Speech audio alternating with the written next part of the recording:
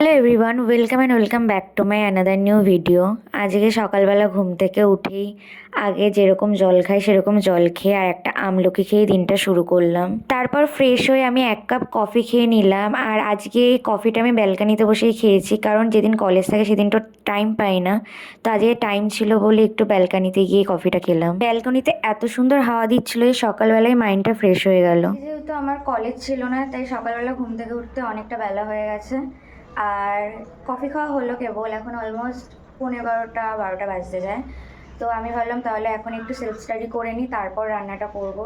যেহেতু বাড়িতেই রয়েছে, আজকে কোথাও তো যাওয়ার নেই, একটু লেট করে খেলেও কিছু হবে না।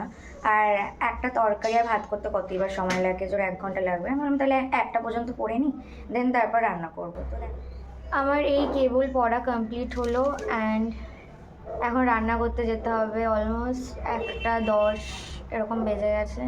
আর আজকে আমার একটা ফ্রেন্ডের সাথে একটু কথা হলো যে আজকে আমরা একটু ঘুরতে যাব, তেমন কোথাও না, কোনো একটা গঙ্গার ঘাটে যাব। কারণ সবসময় ফ্ল্যাট বাড়ি তারপর কলেজ করে মানে আর ভাল লাগছে না।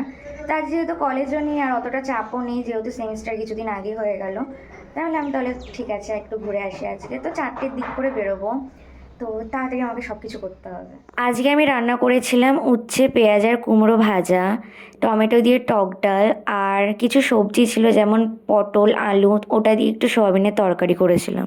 আমার গুঁড়ো মশলায় তরকারি করলে না খুব একটা খেতে ভালো লাগে না, তাই আমি এরকম বাটা মশলার তরকারিটাই করি। আর যেইটুকুনি করি বেশ ভালোই হয় খেতে, যেহেতু একটা তরকারি দিয়ে মোস্ট অফ দ্য টাইম ভাত খাই আমি।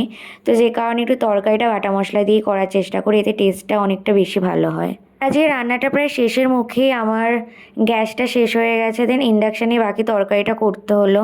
তারপরে আমি স্নান করে এসে লাঞ্চটা আজকে করে নিলাম, তাড়াহুড়োর মধ্যেই লাঞ্চটা করতে হলো। যা গরম পড়েছে তাই আমি হেভি কিছু করিনি, খুব সিম্পল মেকআপ করেছি। আমি বেরিয়ে গেছি, and this is my today's look. যা গরম পড়েছে, চুলটা খোলা রেখে গেলে আর আস্ত থাকবো না, তো চুলটা বেঁধেই নিলাম। আমি আমার লোকেশন থেকে বিধাননগর পর্যন্ত একাই যাবো, দেন ওখানে গিয়ে আমার ওই ফ্রেন্ডটার সাথে মিট করবো। যখন রুম থেকে বেরোলাম কত সুন্দর রোদ ছিল, আর বিধাননগরে পৌঁছাতে না পৌঁছাতে এরকম ঝমঝমে বৃষ্টি স্টার্ট হয়ে গেল। এখানে তো আমি আর আমার ওই ফ্রেন্ডটা কী করে বিধাননগর স্টেশনে ওয়েট করছিলাম যে কখন থামবে বৃষ্টিটা। আর প্রায় আধ ঘন্টা ধরে বৃষ্টি হচ্ছিল। আধ ঘন্টা ওয়েট করার পর অবশেষে বৃষ্টিটা থামলো, দেন তারপর অটো করে আমরা ডেস্টিনেশনে চলে গেলাম। বৃষ্টিটা হওয়ার পর ওয়েদারটা বেশ ঠান্ডা ছিল, আর আমরা পরেশনাথের মন্দির গেছিলাম আজকে।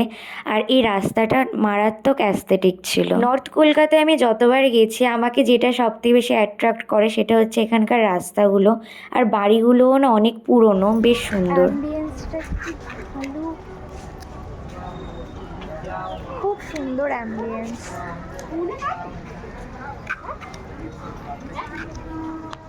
এই পরেশনাথের মন্দিরটা না অনেকটা বৃন্দাবনে সেই প্রেম মন্দিরের মতো আমার লাগছিল, আর অ্যাম্বিয়েন্সটাও ছিল খুব সুন্দর। দেন ওখানে অনেকক্ষণ ঘুরলাম আশেপাশের মন্দিরগুলো, তারপর আমরাও কিছুক্ষণ বসেছিলাম, দেন আমরা বাড়ির দিকে আসলাম। আর বাড়ির পথে আসার সময় মোমো খেয়ে নিলাম। 7:30টার মতো বাজে, জাস্ট আসলাম ঘুরে, কিছুক্ষণ রেস্ট নেব আধ ঘন্টার মতো, দেন পড়তে বসবো, আর তারপর তো ডিনার করে নেব। তো আজকের ভিডিওটা এখানেই শেষ করছি। If you like my simple lifestyle routine, তো please do subscribe to my channel and see you soon, by.